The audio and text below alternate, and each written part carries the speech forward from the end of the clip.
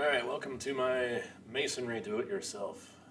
Alright, getting a quick start here. So here I'm just rinsing the bucket out, dumped out if there's anything debris in there from a prior project. And I'm filling this bucket with about 2 inches of water, maybe a little less than that. Somewhere between 1 and 2 inches. And that goes a long way with this stuff. So this is Type S mortar, and this is a lot of Portland cement and fine sand. And that's pretty much all there is to it. The Type S you can use outdoors. There's a Type N, which really I don't understand the need for that, because you can use this Type S to set, a thin set when you're tiling your bathroom. So I don't know why the Type N's even out there, but Type S does it all. And I've got a 1/2 inch drill here. This is a Harbor Freight special from a long time ago. I bought this thing. So this has gotten all of its mileage for the few bucks that they charge for their crappy tools. And I'm just zipping ahead here because all I'm doing here is I'm using this cup to add to the water. I don't want to add water. Once I start mixing this up, I just want to add more mortar, dry mix. And I'm using my leg there, that handle on that drill. This is a little trick. Instead of leaning over the whole time, I can let that handle hit my thigh, because what you'll find is once that starts getting thicker, it's really going to pull that drill. So, and here I'm mixing it, so I'm just going for a pretty thick consistency here. And you want like it's like creamy peanut butter, basically. And when you pull the drill out, here I kind of move the drill in an up and down motion as I'm drilling, or mixing. And that's just getting it all incorporated as best I can. When I pull it up, I want, when you pull it out of there, it kind of peaks up and doesn't fall right away. That's good enough. When I do part 2 of this, which is filling in, where I want it to look really, I'm going to work with a little stiffer than that, but for what I'm doing here, looser is fine. It just needs to be able to sit on my trowel, not just like be so watery it pours off. So here, when I pull this out of the bucket, see how that sits on that margin trowel?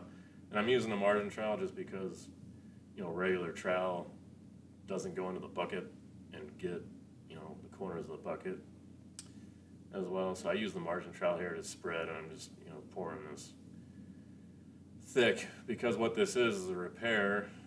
This wall, over time, it pushed out, leaned over, so I was able to push it back.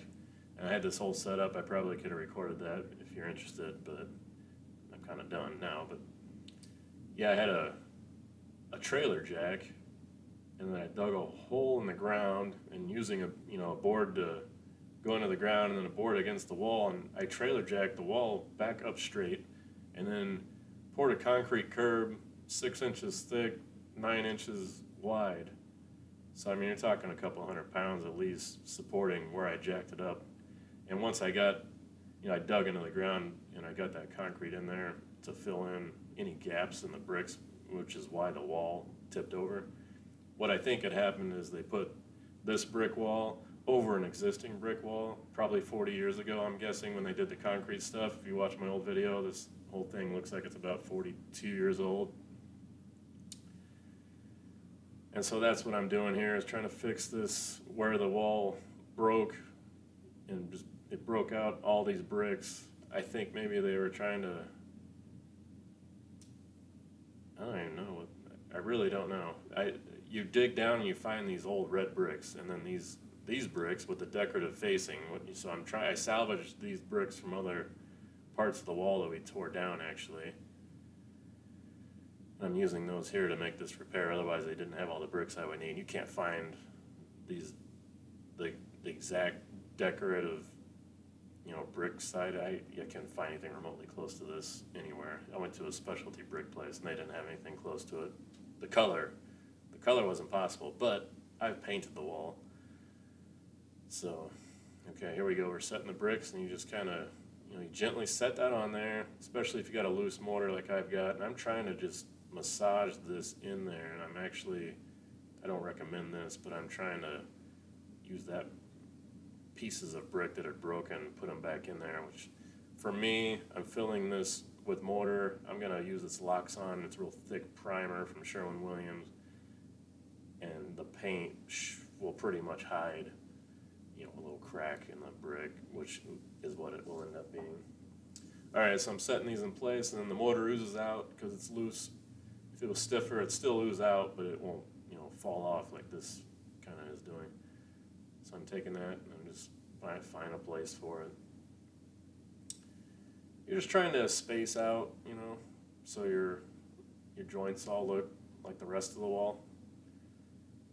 And here because the wall's higher on the right versus the left, and you know, trying to massage these in a place where when my top course goes on, you know, the soldier course, if you will, that's gonna look all right. So zip ahead a little bit, and here I'm piling on mortar at the top.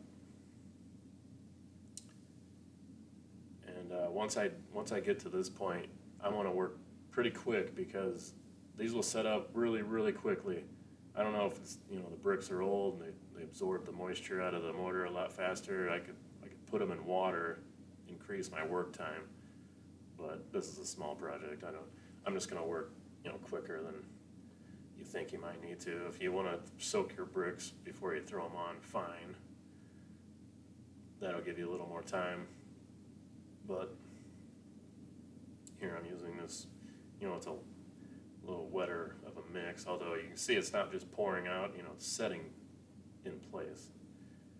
And really, I mean, this will set up in 10 minutes where you can't even move the brick. So I'm just gonna butter up one side a little bit, plop it in there, the mortar's gonna ooze out. I'm gonna just line that up, eyeing it.